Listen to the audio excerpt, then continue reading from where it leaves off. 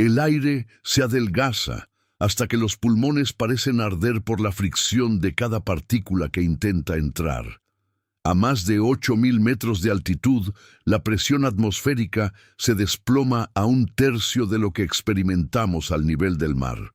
No es solo el frío lacerante, ese que quiebra la roca y detiene el flujo sanguíneo en las extremidades, sino la ausencia casi total de oxígeno lo que define la frontera de lo posible. En este reino de hielo eterno, el Everest no es una montaña.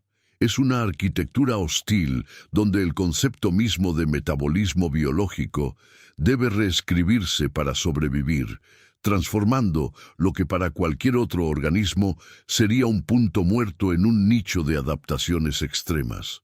Observar la vida en estas crestas es comprender una verdad biológica contraintuitiva. La escasez no siempre significa ausencia. Lo que sucede a gran altura es una especialización radical. Las arañas saltarinas, diminutas criaturas encontradas en laderas cercanas a la cumbre, desafían la lógica convencional al sobrevivir bajo rocas donde el oxígeno apenas existe. Ellas no respiran de forma convencional en estos niveles. Su fisiología maximiza la absorción a través de un sistema de tráqueas altamente eficiente que extrae cada molécula útil de un aire extremadamente rarificado. Esta persistencia de lo minúsculo bajo una atmósfera letal expone un hecho crítico. La vida en el Everest no se sostiene por fuerza, sino por una miniaturización y ralentización metabólica que protege el núcleo energético del individuo.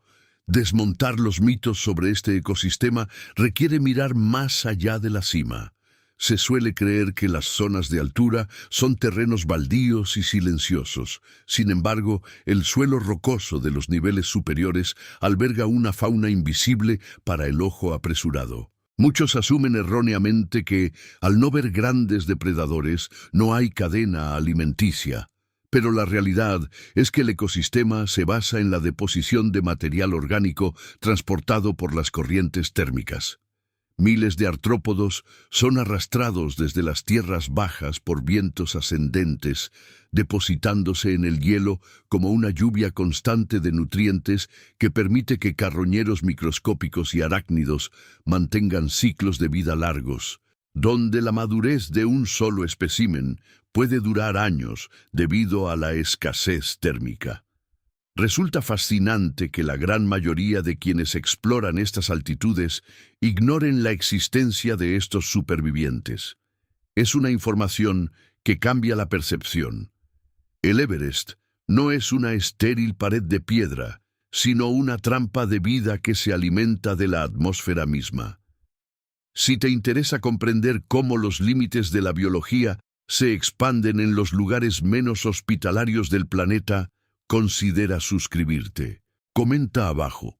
¿Crees que la vida multicelular podría adaptarse a entornos con presiones todavía más bajas?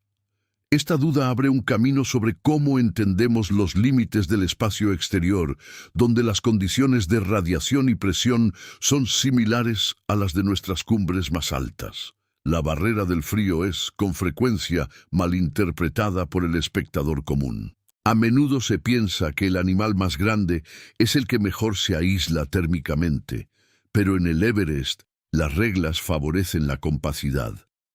El leopardo de las nieves, un fantasma que patrulla los pisos inferiores antes de la zona de muerte, posee una estructura corporal densa y una cola larga que funciona como un radiador térmico.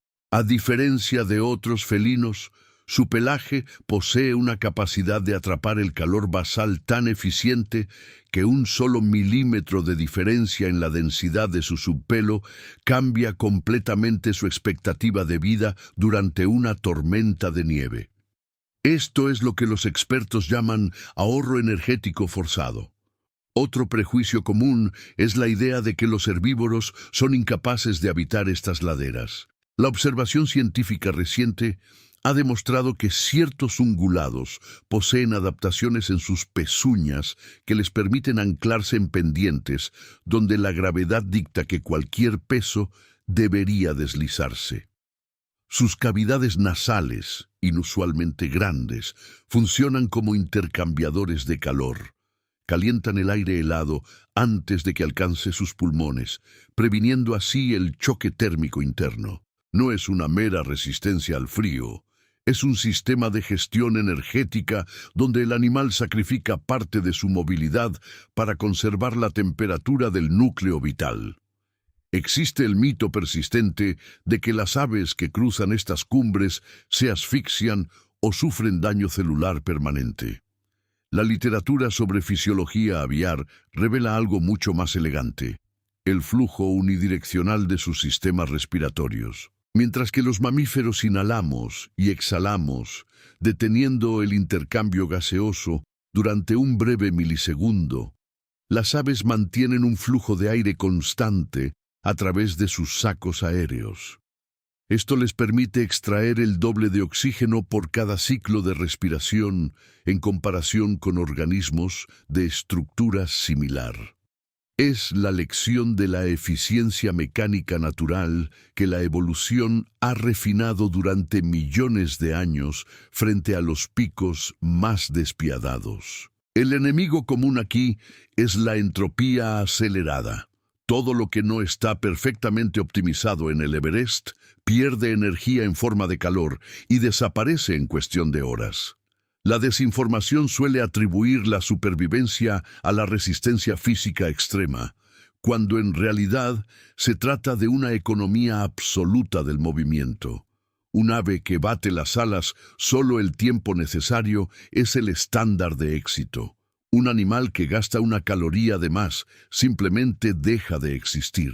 Esta presión selectiva ha creado una fauna que parece moverse en cámara lenta, una danza pausada donde cada paso es una decisión biológica calculada para preservar la chispa de la vida en el lugar donde el oxígeno es una leyenda urbana. La lección que observamos en los procesos biológicos de estos animales es que el entorno extremo no siempre moldea a los más rápidos, sino a los más eficientes. Observamos esto en la forma en que las poblaciones se distribuyen en los nichos ecológicos. No se despliegan en grandes grupos, sino en microcomunidades aisladas por riscos y glaciares. Esta fragmentación genética es la mejor defensa frente a la incertidumbre. Si una avalancha destruye una zona, la población completa no perece. La naturaleza ha diseñado una suerte de respaldo biológico que mantiene la diversidad incluso en el epicentro de la destrucción. Resulta crítico entender que lo que observamos en la alta montaña es una versión acelerada de la lucha por los recursos energéticos que vemos en la selva o el desierto. La única diferencia es la escala del costo. En una selva, el costo de un error es una comida perdida.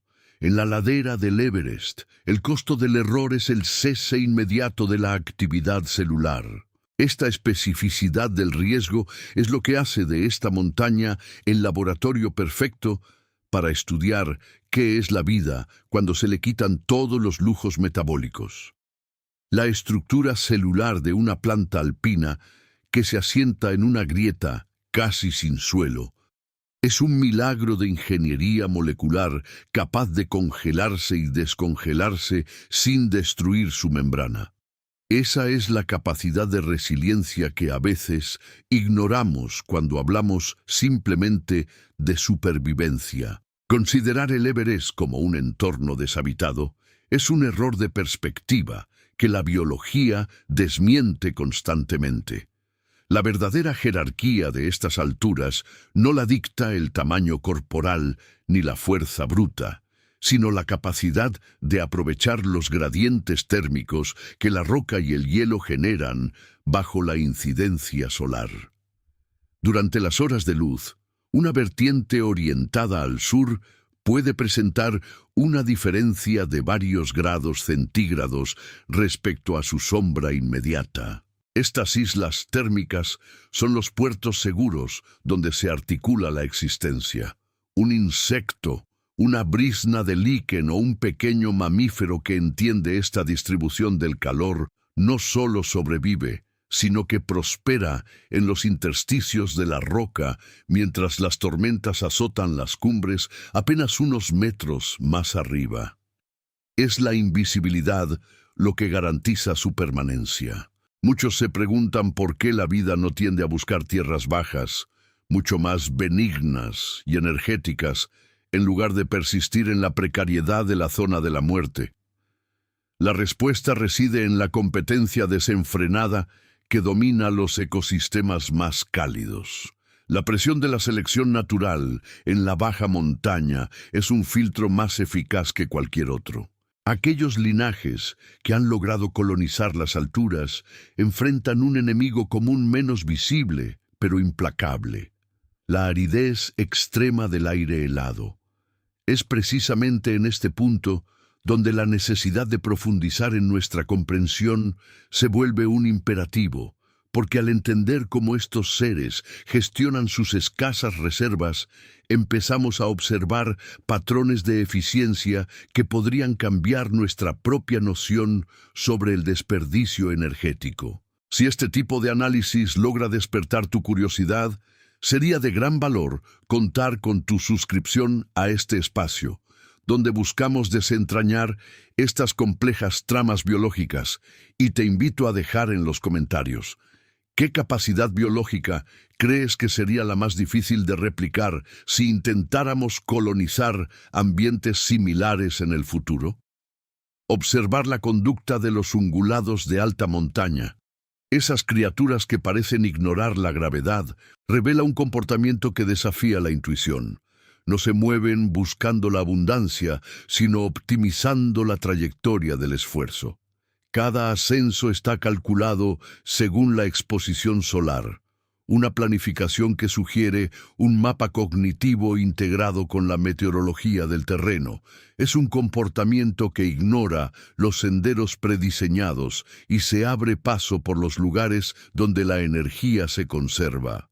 Esta es la marca definitiva del éxito: la renuncia voluntaria al sobreesfuerzo, incluso cuando el instinto de huida parecería dictar lo contrario. Ante un depredador, por ejemplo, el animal que corre sin un objetivo táctico gasta lo que le queda de vida en un movimiento inútil. El éxito pertenece a quien confía en la dureza de la pared vertical, esa superficie hostil que anula la persecución de sus perseguidores. Cuando analizamos la estructura interna de estas especies, nos encontramos con adaptaciones moleculares que los científicos estudian con cautela, fascinados por su capacidad para procesar oxígeno en concentraciones mínimas. No hay un solo truco biológico, sino una serie de capas de eficiencia: hemoglobinas con mayor afinidad, una estructura mitocondrial optimizada y una capacidad de ralentizar el metabolismo que bordea lo fascinante. Este conjunto de características no ocurre por azar, sino que es el resultado acumulativo de milenios de purificación genética. Imagina, por un momento, una planta que, para no morir congelada, deshidrata intencionalmente sus células, dejando tras de sí un estado similar a la vitrificación. No está muerta. Está en una pausa biológica, esperando que un rayo de luz desplace el hielo, otorgándole una nueva oportunidad de realizar la fotosíntesis antes de que el sol se oculte de nuevo. Es necesario cuestionar la noción de que estos seres viven una existencia gris. Por el contrario, la intensidad cromática, los cambios químicos en sus tejidos y la especialización de sus sentidos sugieren una vida altamente dinámica. En el mundo del Everest, el tiempo se mide en ciclos de exposición. Cada segundo que el sol toca la vertiente, la vida explota. Cuando la sombra cae, la vida se repliega hacia el interior. Es este ritmo binario el que organiza la biodiversidad local. La gran pregunta sigue siendo cómo esta información se transmite a través de las generaciones sin fallos, una herencia invisible de tolerancia al vacío y a la falta de calor que nos recuerda que la vida, lejos de ser un proceso frágil, Es una fuerza capaz de esculpir incluso el lugar más improbable del planeta. No nos engañemos, la supervivencia en estas cumbres no depende de la abundancia de recursos, sino de la pureza de la respuesta a la carencia. A medida que ascendemos, la complejidad del tejido biológico tiende a simplificarse. Los grandes ecosistemas se descomponen en microcomunidades y allí es donde la interdependencia se vuelve más estrecha. Una especie de musgo que retiene la humedad en una grieta minúscula es la base sobre la que se sostiene toda la cadena trófica de esa vertiente. Si ese eslabón desaparece, el ecosistema colapsa. Esta es la cruda realidad detrás del romanticismo que rodea a las montañas más altas. Una red invisible de equilibrios donde cualquier alteración, por mínima que sea, se traduce en una sentencia definitiva para el conjunto. Es en esa fragilidad expuesta donde debemos buscar las respuestas sobre la resiliencia, ese concepto del cual tanto hablamos, pero que pocos logran comprender realmente en su ejecución práctica y despiadada. El aire en altitudes superiores a los 6.000 metros deja de ser una mezcla de gases para convertirse en un ácido invisible, capaz de erosionar la energía vital de cualquier organismo que no cuente con una firma biológica preparada. La desinformación suele sugerir que el problema central es el frío. Sin embargo, quienes estudian las estrategias de adaptación en estas condiciones señalan hacia un enemigo mucho más insidioso, el gradiente de presión parcial.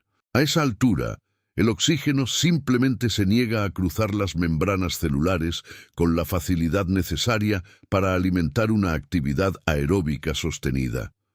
Aquí, la eficiencia metabólica no es una ventaja competitiva, sino una condición básica de existencia. Es en este punto donde la naturaleza desafía lo que consideramos factible, obligando a las células a reescribir sus manuales operativos básicos durante milenios. Resulta fascinante observar cómo la vida, ante la escasez absoluta, no se conforma con el ahorro. El diseño de muchas especies que habitan estas pendientes empinadas apunta hacia una reingeniería de la respiración celular. Imaginen por un instante un organismo diminuto, un artrópodo adaptado a vivir en las grietas donde el hielo nunca se derrite completamente. Este ser no busca calentar su entorno, lo cual sería energéticamente insostenible. En su lugar, ha aprendido a descender su umbral de actividad química al nivel más bajo, compatible con el mantenimiento de su integridad estructural. Es una estasis elegida, una pausa consciente en la línea temporal de la biología, que solo se interrumpe cuando las condiciones externas alcanzan un grado mínimo de tolerancia química. Mientras el resto del reino animal depende del combustible externo constante. Estos seres funcionan con la persistencia de una vela, cuya llama se reduce al mínimo para no extinguirse. Quizás se pregunten si esta extrema contención limita la evolución. La realidad es que el entorno alpino actúa como un filtro natural implacable, eliminando cualquier variante biológica que presente desperdicios energéticos. Si este contenido resulta revelador para entender la resiliencia en contextos límite, es un buen momento para que te suscribas y participes compartiendo tu opinión en los comentarios. ¿Crees que los seres humanos poseemos vestigios biológicos de esta capacidad de adaptación latente o somos intrínsecamente dependientes de entornos más benévolos? Tu perspectiva enriquece este mapa de comprensión sobre nuestra relación con los espacios más extremos de la Tierra. La interdependencia que mencionábamos antes se manifiesta precisamente en estas pequeñas decisiones, no como un ejercicio de voluntad, sino como un dictado ineludible del entorno. El mito de que la naturaleza busca el crecimiento constante queda desmentido cuando observamos las laderas del Everest. En los nichos más altos, el éxito no se mide en expansión, sino en permanencia. Existe una presión constante hacia la miniaturización. Organismos que en zonas bajas ocuparían metros, aquí se confinan a milímetros cuadrados para reducir al mínimo su huella de calor. Los biólogos que analizan estas formaciones ven algo similar a una red neuronal, conexiones cortas, rápidas y extremadamente eficientes. Cualquier intento de desarrollo extravagante se paga con una pérdida calórica fatal. Es una lección implícita que rara vez se traslada a otras áreas de nuestro conocimiento, pero que define el éxito biológico absoluto en la montaña. Ser capaz de pasar desapercibido incluso frente a la mirada de las leyes de la termodinámica. Observamos casos donde las plantas, ante la falta de suelo fértil, han desarrollado estructuras radiculares que no buscan nutrientes en las profundidades, sino que absorben la humedad directamente de la sublimación del hielo nocturno. Es un comportamiento que raya en la alquimia. La planta se nutre de la transición del sólido al vapor, capturando moléculas en el instante preciso en que el aire es menos hostil. Esto requiere una sincronización temporal tan precisa que se asemeja al funcionamiento de un mecanismo de relojería suizo, una danza ejecutada a temperaturas donde el metal mismo se vuelve quebradizo. Aquí, la paciencia no es una virtud, sino la única estrategia viable para sobrevivir al siguiente ciclo de viento.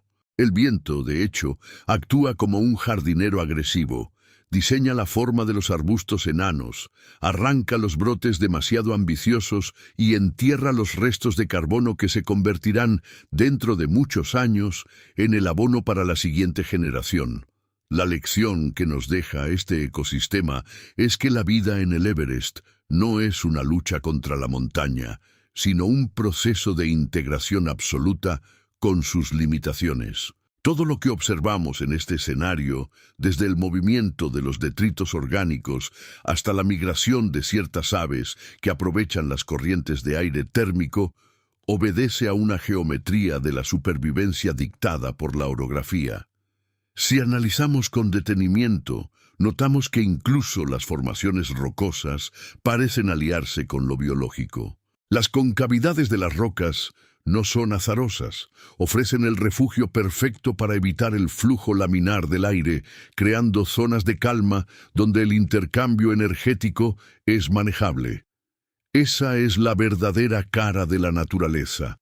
Una arquitectura donde el viviente y el inerte funcionan como un solo organismo, operando en escalas temporales que a nuestro ritmo acelerado nos parecen estáticas, pero que bullen de una actividad, de una sutileza asombrosa. Consideren el papel de los microorganismos que tiñen la nieve con colores imposibles en altitudes donde nada debería crecer. La pigmentación de estas colonias es una respuesta táctica para modificar el albedo local, incrementando la captación de energía solar. Modifican su entorno para crear un microclima personal. Si esto no es una prueba de ingeniería biológica avanzada, poco más puede serlo. La pregunta de cómo estas comunidades logran coordinarse para mantener sus colonias vivas a pesar de los vientos huracanados que barren la cara de la montaña continúa desafiando las teorías clásicas de la biología. Estamos ante una forma de inteligencia adaptativa, un aprendizaje acumulado en el código genético que se perfecciona cada vez que una nueva glaciación presiona a estas especies contra los límites de su tolerancia. Es una carrera armamentista biológica donde las armas son la paciencia, la precisión química y una capacidad inigualable para aprovechar la mínima oportunidad termodinámica que la montaña, en su infinita severidad, les permite disfrutar. El aire que roza los picos del Everest no es simplemente una mezcla de gases, sino un sistema de transporte crítico para la vida a gran escala. Las partículas orgánicas que ascienden desde los valles profundos, arrastradas por los ciclos convectivos, actúan como un maná invisible. Muchos observadores consideran estas cumbres como lugares estériles, pero el ojo experto percibe el flujo constante de materia nutritiva que es, en esencia, la sangre que bombea este ecosistema vertical. Si se detiene la observación, se hace evidente que cada gramo de polvo depositado en el hielo alto es la base de una red oculta. La desinformación suele pintar estas zonas como vacías, cuando en realidad son nodos donde la vida captura la energía antes de que se disperse en la estratosfera. Comprender esto implica aceptar que la montaña es mucho más que roca. Es un colector masivo de procesos orgánicos. Observen cómo las esporas y los fragmentos microscópicos se comportan como náufragos aerotransportados. Algunos individuos que estudian la ecología de alta montaña coinciden en que no es azar. Son las corrientes ascendentes las que seleccionan a los pasajeros. Aquellos que poseen mayor resistencia a la radiación ultravioleta logran aterrizar en una superficie estable. En este punto, resulta imperativo detenerse y considerar la magnitud del esfuerzo que requiere un espectador interesado en estas dinámicas para apoyar nuestra causa. Si estas aproximaciones sobre la arquitectura invisible de la naturaleza aportan claridad a su visión del mundo, inviten a otros a descubrirlo suscribiéndose al canal.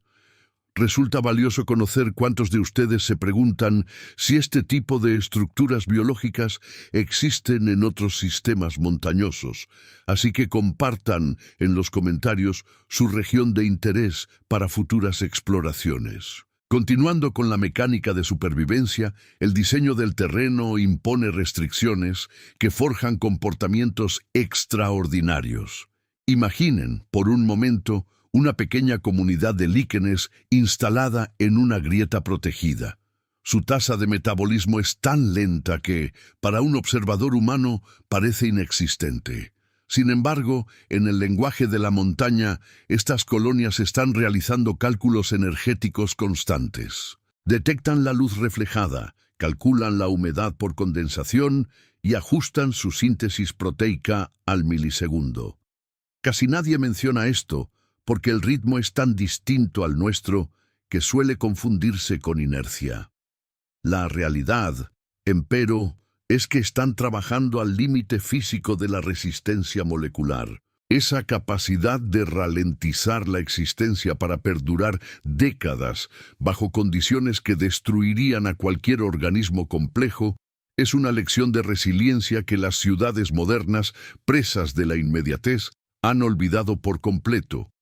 Aparece aquí el concepto de la dependencia de camino. No es lo mismo ser un microorganismo que llega a una ladera norte, perpetuamente en sombra, que uno que coloniza una cara expuesta al sol durante la mañana. El cambio de un solo grado en el ángulo de incidencia solar reconfigura la demografía de toda la ladera. Existe una sospecha fundamentada de que estas colonias se comunican mediante gradientes químicos, una forma de señalización que aún estamos comenzando a mapear. Aquellos que logran optimizar el consumo de calor son los que prosperan, los que no, simplemente son enterrados por la siguiente nevada. Es una selección natural despiadada, una forma de censura biológica que solo permite el éxito a los diseños más eficientes. La presión selectiva aquí no es la competencia directa por comida, sino la gestión de la entropía. Reflexionen sobre la paradoja de la vida extrema. Mientras más agresivo es el medio, más refinada es la estructura del ser. Un árbol en un valle rico puede permitirse ser ineficiente. Una bacteria a 8.000 metros no tiene ese privilegio. Esta presión constante hacia la perfección técnica, la eliminación de lo superfluo, es la razón por la cual estas especies son el pináculo de la ingeniería evolutiva. Muchos creen que la biología compleja es la cima de la escala, cuando la verdadera maestría reside en la simplicidad radical. La montaña actúa como un tamiz que elimina el exceso, dejando solo lo que es matemáticamente indispensable para el metabolismo basal. Así es como la naturaleza transforma el desierto helado en un laboratorio de diseño, donde la forma, finalmente, sigue a la función hasta el último átomo. Muchos se cuestionan si la resiliencia de estos seres podría trasladarse a otras escalas de nuestra propia existencia. Si bien la comparación es arriesgada, el principio es claro: la sobrevivencia no depende de la fuerza bruta, sino de la capacidad de leer el entorno y ajustarse a la mínima oportunidad. Cada vez que una ráfaga de aire cambia su dirección, los organismos del Everest ajustan su perfil térmico. Este ajuste constante requiere un nivel de información procesada que todavía no terminamos de comprender. No es solo supervivencia, es una forma de inteligencia en tiempo real. Estamos presenciando una coreografía donde los actores no tienen voluntad consciente, pero obedecen a un guión biológico escrito por milenios de fracasos y éxitos. Aquellos que logran leer las señales del viento antes de que se convierta en una tormenta son los que persisten en la memoria genética de su especie. Mientras el hielo cede y se desplaza, la vida se mantiene aferrada, no por rebelión, sino por una adaptación tan profunda que el ser y el lugar terminan por ser la misma cosa. Esa comunión profunda con la roca es lo que realmente mantiene al mundo girando sobre los hombros gigantescos de estas alturas. La aparente quietud de las cumbres gélidas es, en realidad, un escenario de agitación microscópica constante. Se suele pensar que en altitudes que superan el umbral de lo habitable solo reina el vacío. Es una falacia persistente que desestima la microscopia de la supervivencia. Imaginen una fina capa de líquenes incrustada en una hendidura rocosa, orientada exactamente hacia el ángulo donde el sol logra incidir apenas unos pocos minutos al día. Este organismo no necesita calor residual. Su metabolismo está calibrado para capturar la energía fotónica que rebota en los cristales de hielo circundantes, una estrategia que los biólogos identifican como el aprovechamiento de la albedo extrema. Mientras el viento arranca la humedad de la superficie, este ser microscópico mantiene su hidratación en un estado de latencia controlada. No se trata simplemente de soportar el frío. Es una arquitectura biológica diseñada para capturar lo invisible. Aquí surge la duda natural. ¿Por qué este esfuerzo titánico si el ecosistema parece tan estéril? La respuesta reside en una ventaja competitiva brutal. La mayoría de los competidores biológicos sucumben ante la escasez de oxígeno y la presión barométrica reducida, lo que deja a estos especialistas del límite en un terreno sin depredadores funcionales. Es un mercado de nicho absoluto, donde la tasa de supervivencia está ligada directamente a la economía energética. Cualquier organismo que desperdicie energía en procesos metabólicos innecesarios, como el crecimiento rápido o la expansión territorial, es eliminado por la selección natural antes de llegar a la siguiente temporada estival. La eficiencia es el único lenguaje que la montaña permite hablar. Si esto les permite vislumbrar cómo una simple bacteria o un musgo dictan las reglas del juego a alturas donde el ser humano necesita tecnología de soporte vital, les propongo profundizar en estas dinámicas compartiendo qué mecanismos de adaptación les resultan más fascinantes, ya que su perspectiva en los comentarios ayuda a mapear los detalles que a menudo pasan inadvertidos en la inmensidad del Everest. Sus anotaciones funcionan como piezas de un rompecabezas que vamos armando juntos en este espacio, así que, si encuentran lógica en esta forma de observar la naturaleza, les invito a integrarse a esta exploración constante suscribiéndose al canal. Resulta curioso notar cómo el concepto de lugar extremo es subjetivo. Para una criatura adaptada, el glaciar no es un entorno inhóspito, sino su hogar lógico y predecible. La verdadera desorientación ocurriría si moviéramos a estos seres a un ambiente tropical rico en nutrientes, donde la competencia bacteriana y fúngica es tan agresiva que sus procesos de gestión de energía, tan lentos y precisos, resultarían obsoletos y poco eficaces. El enemigo común de toda vida es la entropía acelerada. La montaña, con su congelación perpetua, actúa como un preservador temporal, desacelerando el tiempo biológico hasta convertirlo en una estasis que puede durar décadas. Hay una elegancia casi matemática en la forma en que el metabolismo de estas especies se ajusta al ritmo del glaciar, moviéndose con la misma cadencia que la roca fracturándose años tras año. Surge a menudo la objeción sobre si estas especies están atrapadas en una especialización excesiva. La realidad es mucho más cínica. La especialización es el seguro de vida. Cuando un sistema se vuelve demasiado generalista, tiende a perder su dominio sobre un recurso específico. Pero en estas alturas, donde el recurso es apenas un rastro químico en la nieve derretida, la especialización no es un callejón sin salida, sino la llave que abre la única puerta posible. El detalle que muchos ignoran es que estos seres no buscan el éxito que entendemos en la naturaleza templada. Ellos buscan la persistencia inmutable. Mientras el resto del mundo natural busca la exuberancia, la montaña busca la permanencia. Es un diseño que prioriza el ser por encima del hacer. Los cambios de presión en la nieve a veces generan microclimas bajo la corteza helada que mantienen temperaturas estables. Estas pequeñas cavidades funcionan como refugios climáticos independientes del caos externo. Es allí donde se observa el comportamiento cooperativo, no como una decisión consciente, sino como una interdependencia obligatoria. Un hongo crea la estructura de soporte, mientras que un consorcio de bacterias convierte el nitrógeno traído por el viento en nutrientes biodisponibles. Ninguno podría existir sin el otro. Esta red de soporte es la prueba definitiva de que la vida, incluso en sus formas más crudas y primarias, siempre tiende a la complejidad organizada cuando se enfrenta a entornos donde el individuo es, por definición, insignificante. La soledad absoluta es una ilusión del observador humano. Otro mito común es la idea de la lucha contra los elementos.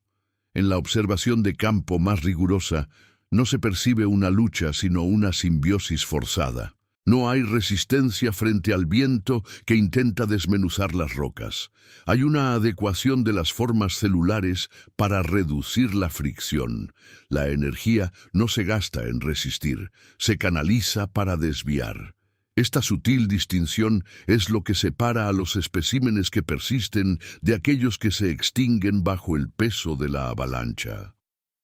La lección del Everest es que la adaptabilidad máxima coincide con la mínima huella posible. La forma más refinada de sobrevivir es hacerse tan indistinguible del entorno que la propia montaña termine por considerarte parte de su propia geología. Es una asimilación total. Considerar que el Everest es un espacio estéril es ignorar la dinámica invisible de la altitud. Por encima de los 6.000 metros, la atmósfera se adelgaza tanto que el oxígeno se vuelve un recurso escaso, casi un lujo biológico. Aquí es donde surge la verdadera pregunta.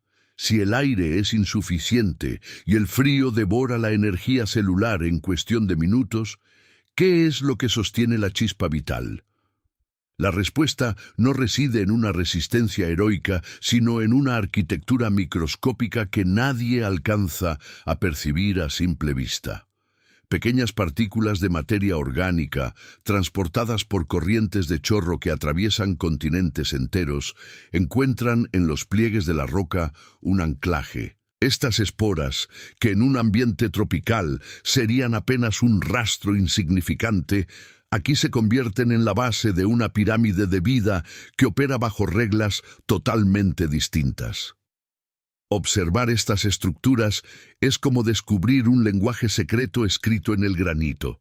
Quien se toma el tiempo de analizar el comportamiento de las líquenes crustáceos sobre las caras norte de estas cumbres, entiende que la verdadera maestría no consiste en crecer más rápido, sino en metabolizar más lento.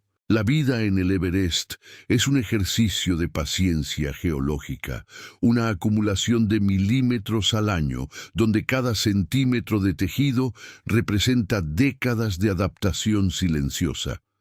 La mayoría de los observadores caen en la trampa de buscar la vida macroscópica, el leopardo de las nieves, el buitre del Himalaya, para medir el éxito de la montaña.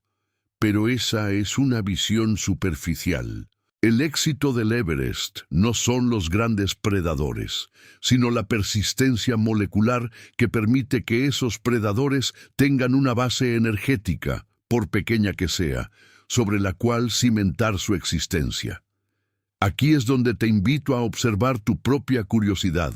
Si te apasiona descubrir cómo la naturaleza desafía lo imposible, te invito a suscribirte para profundizar en estos mecanismos de supervivencia extrema. Y cuéntame en los comentarios, desde tu perspectiva, ¿qué órgano o sistema biológico crees que es el que más define la resiliencia en condiciones de hipoxia severa? Tu opinión ayuda a conectar puntos entre la biología de altura y otras formas de adaptación en el reino natural.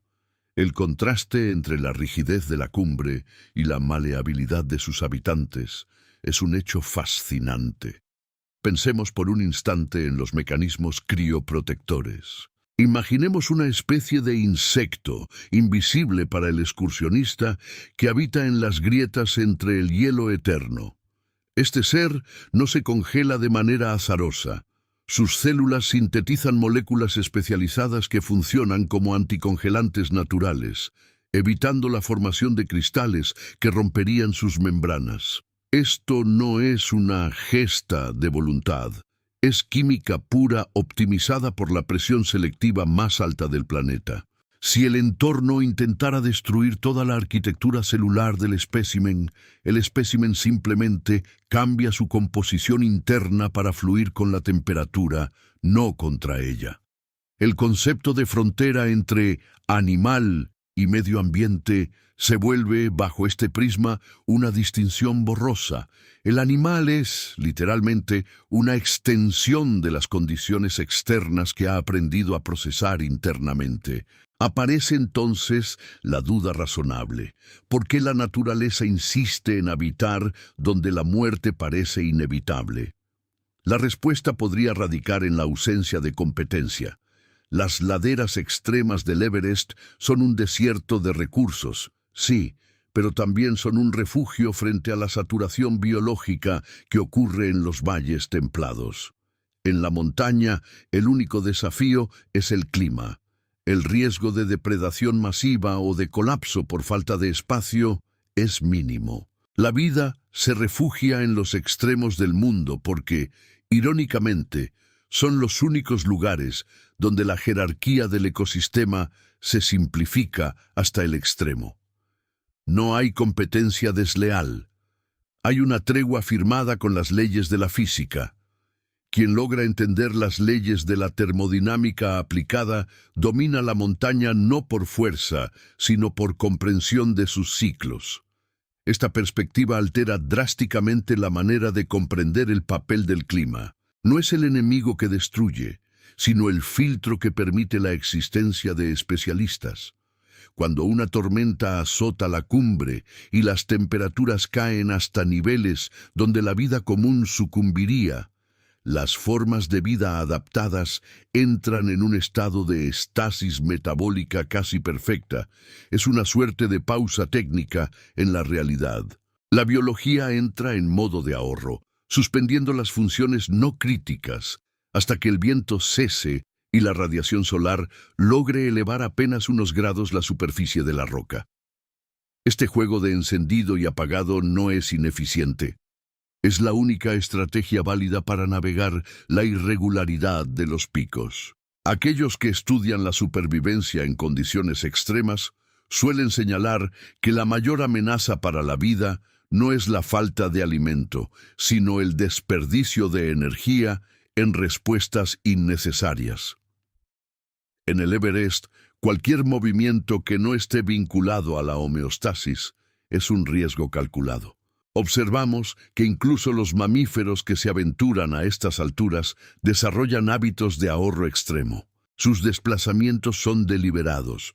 Su ritmo cardíaco en reposo es asombrosamente eficiente y su capacidad para retener calor corporal mediante el aislamiento adaptativo es superior a cualquier tecnología que el ser humano haya podido replicar con éxito.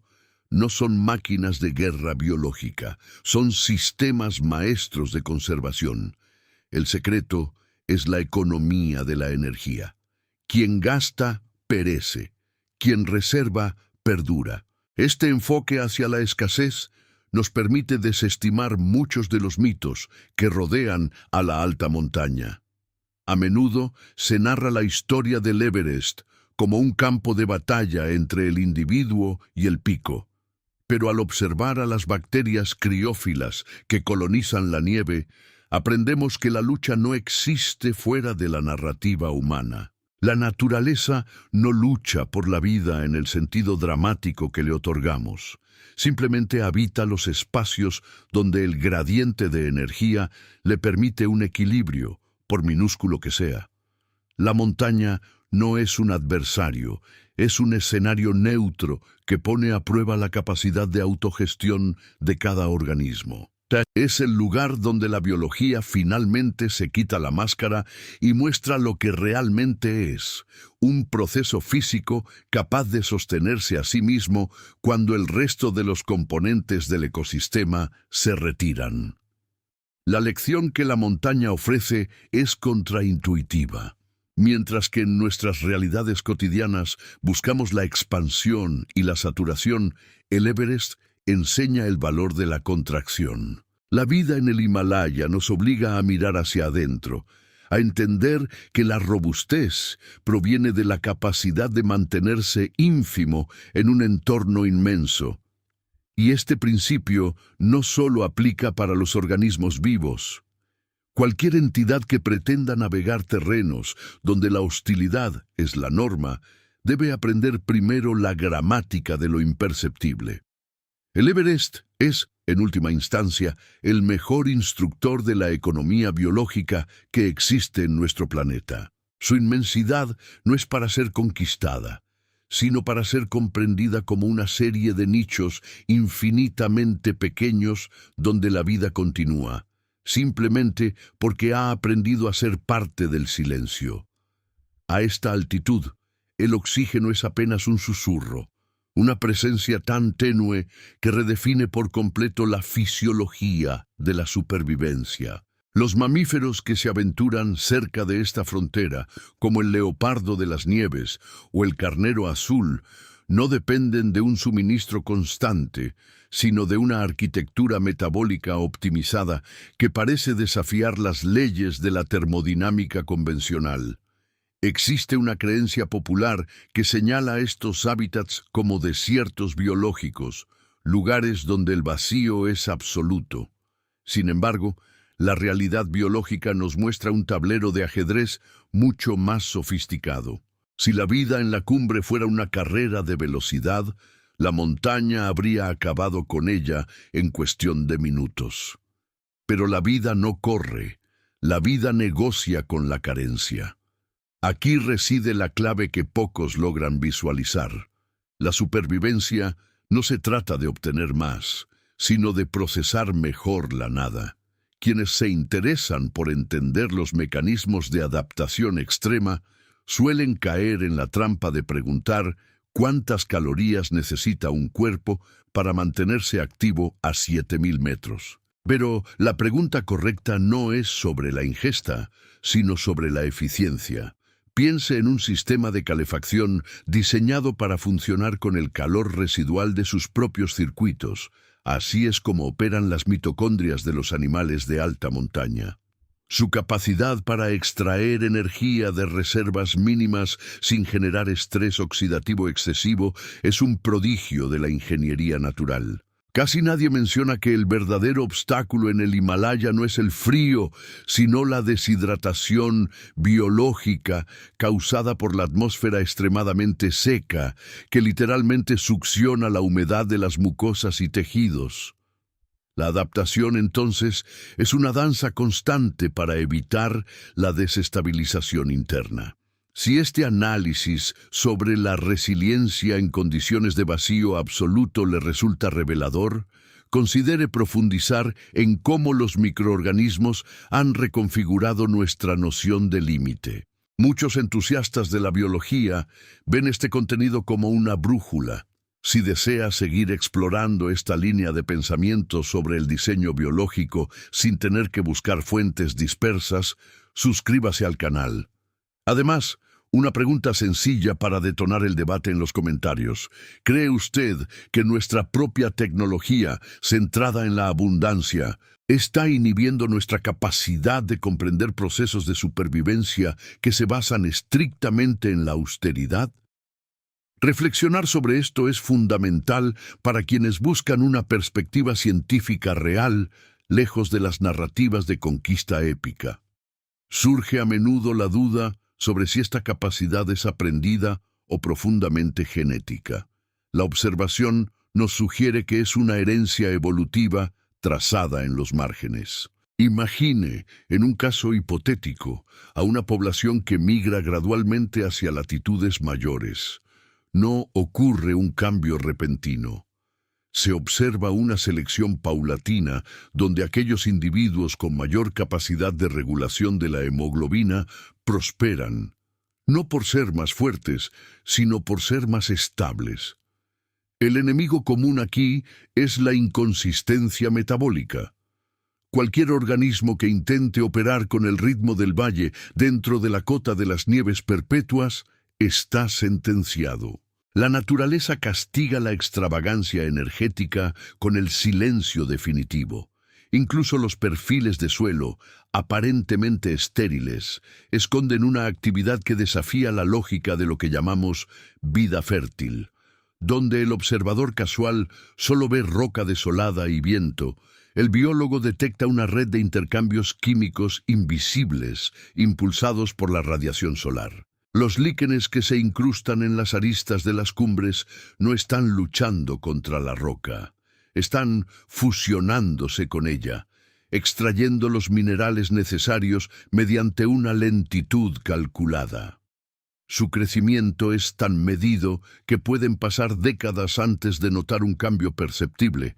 Este es el verdadero secreto de la altitud. La paciencia geológica trasladada a la escala de la materia viva.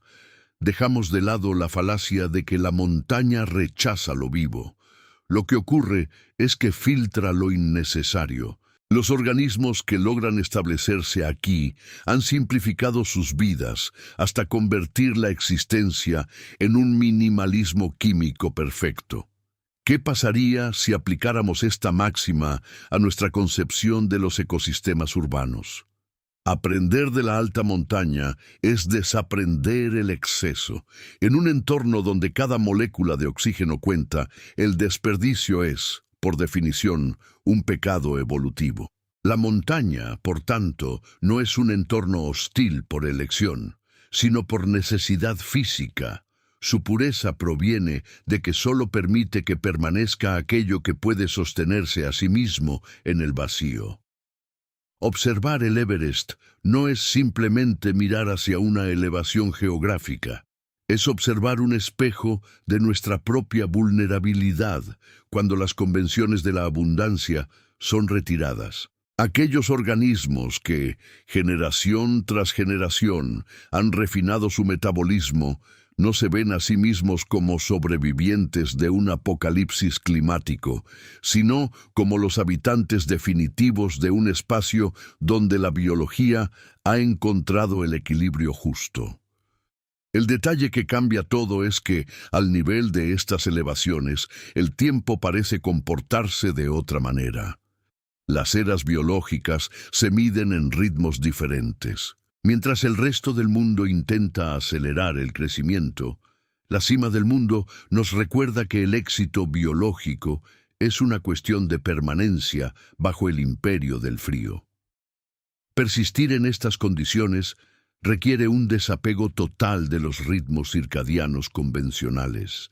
La luz solar, al rebotar sobre los campos de hielo, crea un microclima donde las temperaturas fluctúan dramáticamente en lapsos breves. Los habitantes de estas alturas han desarrollado sistemas de termorregulación pasiva, utilizando el vello denso o capas de grasa estratégica como aislantes que no requieren energía activa para mantenerse.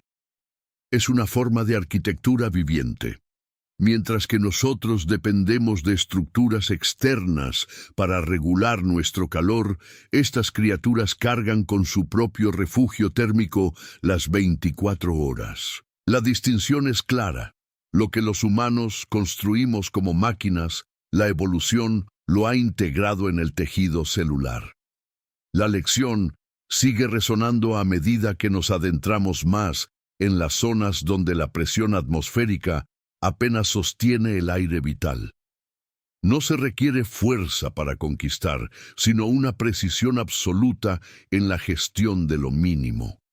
La paradoja definitiva del Everest reside en su aparente esterilidad. Al escalar más allá de la última zona habitable, donde el oxígeno se vuelve un bien escaso y la radiación ultravioleta castiga con una intensidad implacable, la vida no se rinde. Al contrario, se simplifica. Los organismos que logran asentarse en estas fisuras rocosas operan bajo una economía de energía tan estricta que cualquier movimiento innecesario significaría el cese total. No hay despilfarro. Es un laboratorio vivo de eficiencia donde la selección natural ha eliminado todo lo redundante. La vida aquí no es una lucha ruidosa. Es un silencio ensordecedor que perpetúa la estructura biológica más resistente del planeta. Si este estudio sobre la resistencia extrema frente a la inmensidad del Everest ha alterado tu forma de mirar la naturaleza, reflexiona sobre lo siguiente. El entorno es el arquitecto silencioso de la biología. Suscríbete para continuar explorando cómo estos límites geográficos esculpen formas de vida imposibles y comenta. ¿Crees que los animales que habitan estas cumbres nos enseñan más sobre la adaptación que cualquier tecnología humana creada hasta hoy?